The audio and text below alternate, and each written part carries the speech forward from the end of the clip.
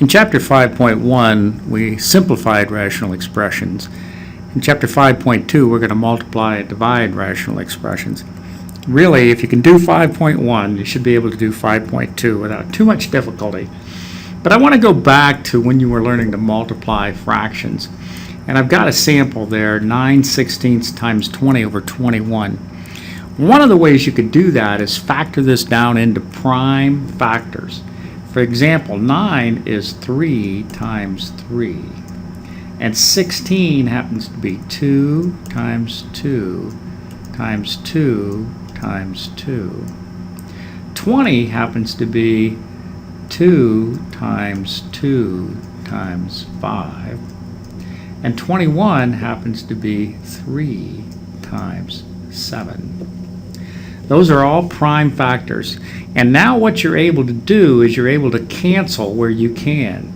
So I'll take that first 3 in the numerator and cancel with the 3 down here. Then I'll take the first 2 and cancel it with that 2, and the second 2 and cancel it with that 2. And now what I end up with is 3 times 15 in the 3 times 5 in the numerator is 15. 2 times 2 is 4, and 4 times 7 is 28. So what we've done is we've factored those numbers down to prime factors, multiplied across, and we get 15 over 28. Although 15 is divisible by 3 and 5, and 28 is divisible by 7 and 4, we cannot reduce that down to any lower terms. The same thing holds true when we're doing multiplication and division of rational expressions. We want to take a look at the numbers, and then we want to take a look at the letters. And you can do this in a multitude of ways. Look at number 14, for example. What I would do if I were you is focus in on the numbers, and I can see that I've got a -7 in the numerator of the fraction on the left and a -21. Both of those divided by -7 gives me 1 up here and 3 down there. And I've taken care of the minus signs too by dividing by -7. Looking at the 12 and 24, both of those can be divided by 12, and I get a 1 here, and I get a 2 up there. At this point, now I can go across, but I can also go vertically within the same fraction. So what I'm looking at the fraction on the left, I've got x to the first power there and x to the second power there. I can eliminate this one, and this becomes just x. With the y's, it goes the other way around. This one becomes a y in the numerator, and it eliminates the y down here. Now looking at the fractions on the right, I've got x cubed divided by x squared. That eliminates the x squared and makes this nothing but an x. Then I have y to the 5th over y to the 7th. I can eliminate that y to the 5th, subtract 7 minus 5, and down below I get y squared. Now if I look, what I have in the numerator for the fraction on the left is 1y. But I have the fraction on the right, I have 1x. On the right I have 2x in the numerator and 3y squared in the denominator. I can still cancel. I can cancel this y with that y squared, and that just makes that a y. I can cancel this x with that x, and I've eliminated both of them. And now what I have left in the numerator is just 1 times 2, or 2. And in the denominator, what I have is 1 times 3y, or 3y. Now, just have to be kind of careful about that, but that's the way that works. If we take a look at number 32, what we have is a division problem. All we need to do is write the first fraction over again, 8x cubed y over 27xy cubed. And now if you'll recall from the division of fractions, all I have to do is invert the divisor. In other words, flip the second fraction. And now I'm ready to cancel. 9 goes into here, 3 and 5, 1 and 2. This x cubed cancels with that x cubed. I can do that. I have a y in the numerator. Cancel that with the y cubed, and I end up with y squared. And now, do I have any place else I can cancel? I don't think so. So, in the numerator, I have 1 times 5, which is just 5. Then by denominator, I have 3y squared times 2, there's the 2 there, and the y. So 3 times 2 gives me 6, and y times y squared times y gives me y cubed. So there we do a division problem, and we've got the right answer for that. But the heart and soul of chapter 5.2 has to do with first factoring and then canceling. So we're going to take a look at problem number 22, and then we'll look at 24. We're going to factor both the numerator and denominator of each of these. On the left, if we take out an a, we have a plus b. We've factored out as a single term. Down here, we have 2a squared minus ab minus 3b squared. We have to use the AC method, and 3 times 2, negative 3 times a positive 2 gives me negative 6. And then what is it that multiplied together give me 6, the difference of which is 1, and that's 3 and 2. So what I'm going to do is I'm going to put 2a squared minus 3ab plus 2ab minus 3b squared. On the right, what I'm going to have is that numerator is a perfect square minus a perfect square. So that's 2a plus 3b times 2a minus 3b. And then when we factor the denominator, all we can factor out of that is an a. So we get a, and then what we have left is 5. Oh, I'm sorry about that.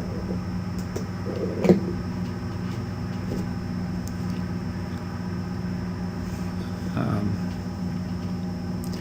5a minus 4b.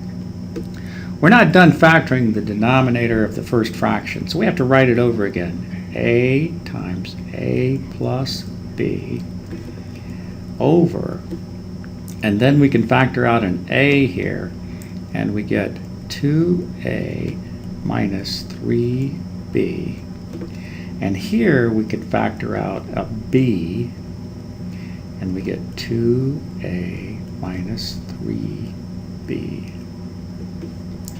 Now we're multiplying that by what we've got over here, 2a plus 3b times 2a minus 3b over a times 5a minus 4b. Finally, in our denominator, what we end up with is a times a plus b over 2a minus 3b times the quantity a plus b. And we're multiplying that by 2a plus 3b times 2a minus 3b over a times 5a minus 4b. Look at all the work we had to do to get this. And lots of factoring and everything before we could actually do anything functional. Now, what I see is in the numerator on the fraction on the left, I've got a plus b. I also have that same thing in the denominator, so I can cancel those out. I also see in the denominator on the fraction on the left, 2a minus 3b, I see the same binomial here in the numerator on the fraction on the right. Remember, we can only cancel something from the numerator of one fraction with the denominator of another fraction or the same fraction. We can't cancel when we have that same expression in both numerators or both denominators. denominators. And I see I have an a in the numerator on the left and an a down here. And what we end up with then is 2a plus 3b over what's left? 5a minus 4b. So a lot of work to get that. And what's the practicality? It's hard for me to explain that. But if you can do that kind of thing, you have a pretty good handle on how to manipulate these rational expressions. I'm going to erase this part right here simply because I need some room for number 24. In 24, the factoring's not quite so complex, so we should be able to fit that right in. In our numerator, we have a squared minus 9b squared, perfect square minus perfect square. As we well now know, sorry about that, is a plus 3b times a minus 3b. And that's over. And now when we factor a squared plus ab, what two numbers multiply together give me 6, the difference of which is 1. And that's going to be a plus 3b times a minus 2b. For our fraction on the right, we can factor out of the numerator 6a. And what we end up with then is a minus 2b.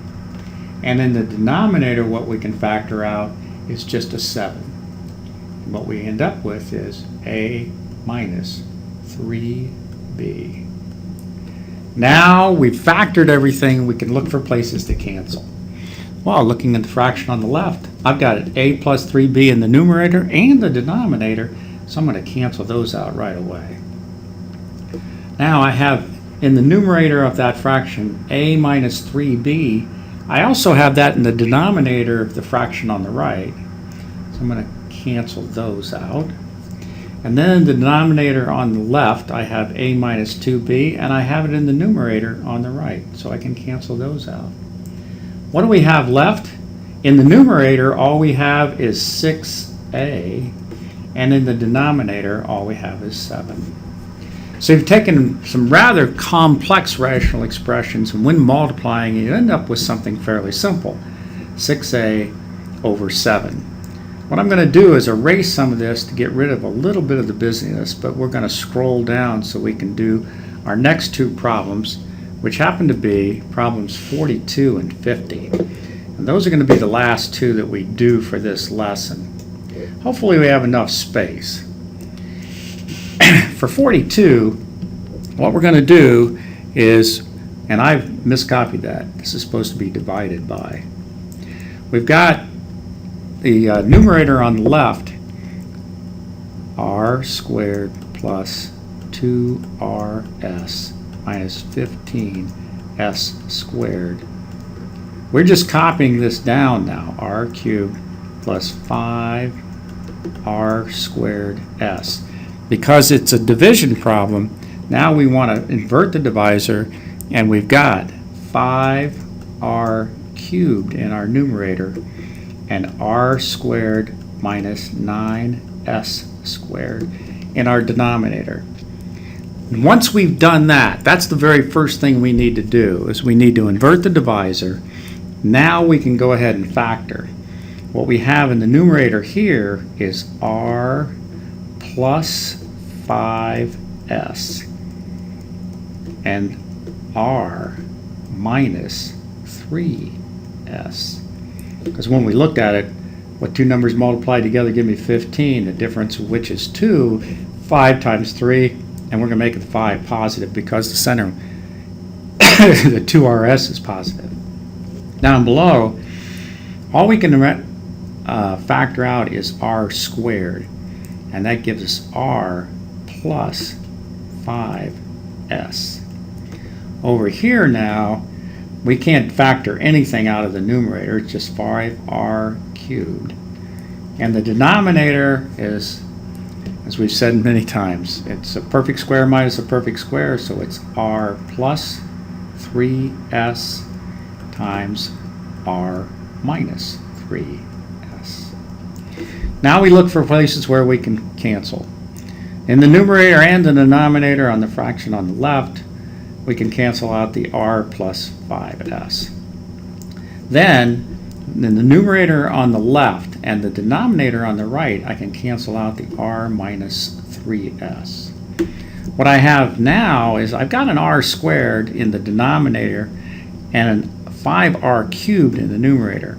I can cancel that out, and this r cubed then just becomes r. And that's it. What I've got left in the numerator is 5r. What I have left in the denominator is r plus 3s. So that takes care of all but our last problem. Our last problem involves multiplication and division. What I would do is I would go ahead and invert a divisor so that what we have left is nothing but multiplication. The other approach is to go ahead and multiply those first two and then divide by the third, and you would invert the divisor then. But I'm going to copy this over again as 14x minus 7 over x squared plus 3x minus 4 times x squared plus 6x plus 8 over 2x squared plus 5x minus 3. And now I'm going to multiply that by the inversion, which is x squared plus 2x minus 3 over x squared plus 2x. Now I'm ready to factor. Numerator on the left, I'm going to factor out a 7. So what I get is 2x minus 1. In the denominator, what two numbers multiplied together give you negative 4, the difference of which is positive 3. And there what we get is x plus 4 times x minus 1. All right. In our next one, we've got x squared plus 6x plus 8. That's going to be nothing but pluses. It's going to be x plus, well, 8 is 4 times 2. That works. Plus 4 times x plus 2 over. And now we get, 2x squared plus 5x minus 3. And I think we've had something like that before, but what we'll get is 2x squared. Total is 6, so it's 6 times 1 plus 6x minus x minus 3. And that's times x plus 3 times x minus 1. And in the denominator here, we just have x times x plus 2. The only thing we have left is the denominator on the left, or I'm sorry, in the center fraction. So copy everything over again. Seems kind of tedious, doesn't it? And it is. However, if you try to skip steps, as many a student has tried, oftentimes that leads to an error, and even yours truly has done that. In fact, I had to do a video over again because I made a stupid mistake. Very frustrating. Anyhow, here, when I do this, what I'm going to get is 2x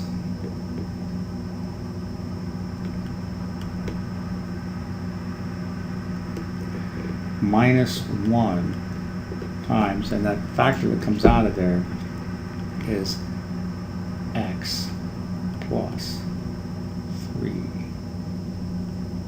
You can check my factoring on that, but I think that works. 2x squared, yeah, that works. Plus 5x minus x, yep, that's correct. So, then we have x plus 3 times x minus 1 over x times x plus 2. Now, the nice thing is I can look at the denominator of any one of those three fractions and cancel with the numerator in any one of the three fractions. For example, I have 2x minus 1 here in the numerator of the first one, and I have 2x minus 1 in the denominator of the second. Those cancel out. I have x plus 4 in the denominator of the first fraction, x plus 4 in the numerator of that second fraction. I have x minus 1 in the denominator of the first fraction and x minus 1 in the numerator of the third fraction. Then in the second one, I have an x plus 2 in the numerator and an x plus 2 in the denominator of the third fraction. And in the denominator of the second fraction, I have an x plus 3, and in the numerator, I have an x plus 3. What does that leave us? We've canceled out everything in the numerator except the 7. And in the denominator, we've canceled everything across there but an x. So we've taken a very complex expression and reduced it down to 7 over x.